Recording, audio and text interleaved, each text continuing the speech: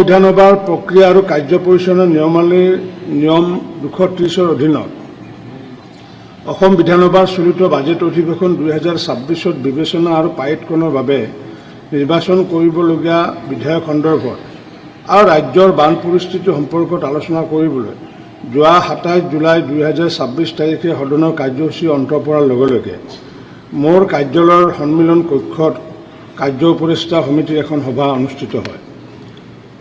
সমিতিয়ে বিধায়কসকলক বানাগ্ৰস্ত অঞ্চলসমূহ পৰিদৰ্শন কৰি পৰিস্থিতি বুজ লোৱাৰ লগতে বানাক্ৰান্তসকলক সহায় সহযোগিতা আগবঢ়োৱাৰ স্বাৰ্থত চলিত অধিৱেশনৰ কাৰ্যকাল চমুৱাই আনি 29 জুলাই 2026 তাৰিখে সমাপ্ত কৰিবলৈ সিদ্ধান্ত গ্ৰহণ কৰে।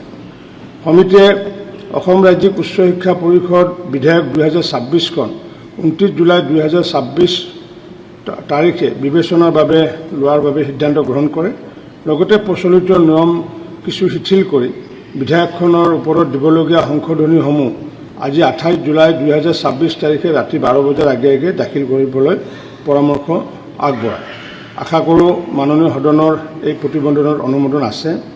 আৰু লগতে আমি জনাবলৈ বিচাৰিছোঁ যিহেতু কাৰ্য উপদেষ্টা সমিতিৰ সভাত যিহেতু আমি সিদ্ধান্ত লৈছোঁ যে বান পৰিস্থিতিৰ বুজ লোৱাৰ লগতে বানাক্ৰান্তসকলক সহায় সহযোগ কৰাৰ কাৰণে সেইকাৰণে মই বিধানসভাৰ অধ্যক্ষ হিচাপে আৰু লগতে আমাৰ উপাধ্যক্ষ আমাৰ ডক্টৰ হাবেদ তেৰণ ডাঙৰীয়াই আমি এমাহৰ আমি যি আমাৰ দৰমহা সেই দৰমহা মুখ্যমন্ত্ৰী সাহায্য পুঁজিত দান কৰিম আৰু লগতে আমাৰ বিধানসভাৰ সচিবালয় যিমানবোৰ আমাৰ বিষয়া কৰ্মচাৰী আছে তেওঁলোকৰ এদিনৰ দৰমহা বানাক্ৰান্তসকলৰ কাৰণে আগবঢ়াব।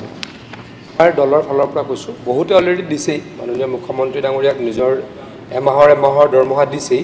তথাপিতো আমি সমূহীয়াভাৱে সকলোৱে দিম বুলি সিদ্ধান্ত ল'লোঁ। আচ্ছা, চবেই এমাহৰ দৰমহা মাননীয় মুখ্যমন্ত্ৰী সকলো বিধায়ক আমাৰ দলৰ সকলোৱে দিব। আপোনালোকে ক'ব পাৰে, ঠিক আছে, আলোচনা কৰি জনাব। মই TMC দলৰ পৰা আমাৰ 1 মাহৰ দৰমহা দিম বুলি ঘোষণা কৰিম। আমি ইতিমধ্যে তাত গৈ আহিছোঁ, কিবা এটা লৈও গৈছিলোঁ। তথাপিও যেহেতু বিধানসভাৰ অন্যান্য সদস্যসকলে 1 মাহৰ দৰমহা দিব বিচাৰিছে, গতিকে আমি কংগ্ৰেছ দলৰ ফালৰ পৰাও আমি 1 মাহৰ দৰমহা আমি দিম। ধন্যবাদ। এনেকুৱা হ'ব লাগে, এনেকুৱা হ'লে ভালো লাগে নালাগে। গতিকে মই ছাৰ 2 লাখ টকা মই ছাৰ দিম। মোৰ দলৰ তৰফৰ পৰা ছাৰ মই 2 লাখ টকা দিম। 1 মাহৰ দৰমহাৰ লগত আৰু অলপ মই 2 লাখ টকা দিম ছাৰ।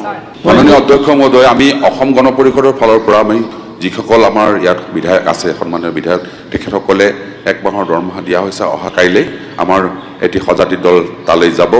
আমাৰ BPM দলৰ পৰা একে আমাৰ থাকিব ডিচিশ্যন। অধ্যক্ষ হিচাপে সকলো বিধায়কক মই ধন্যবাদ জনাইছোঁ, কাৰণ যোৱাকালি এই বিষয়টো আলোচনা কৰাৰ কাৰণে আমাৰ পাৰ্লিমেণ্টাৰী এফেয়াৰ্ছ মিনিষ্টাৰ পীযুষ হাজৰিকাও আছিলে আৰু আমাক মুখ্যমন্ত্ৰী ডাঙৰীয়াই আহ্বান জনাইছিলে যে বিধানসভাখন চমুৱাই আনি পেলাই বিধায়কসকলে তাতে যাব লাগে। আৰু সেইকাৰণে কালি কাৰ্য উপদেষ্টা সমিতিৰ সভাত আমি আলোচনা কৰিছিলোঁ আমি তালৈ যোৱাৰ কাৰণে। কিন্তু আমি যিহেতু সহায় সহযোগৰ কথাও কৈছিলোঁ, আজি মই যি আপোনালোকক আহ্বান জনালোঁ, আপোনালোকে সকলোৱে সঁহাৰি দিয়াৰ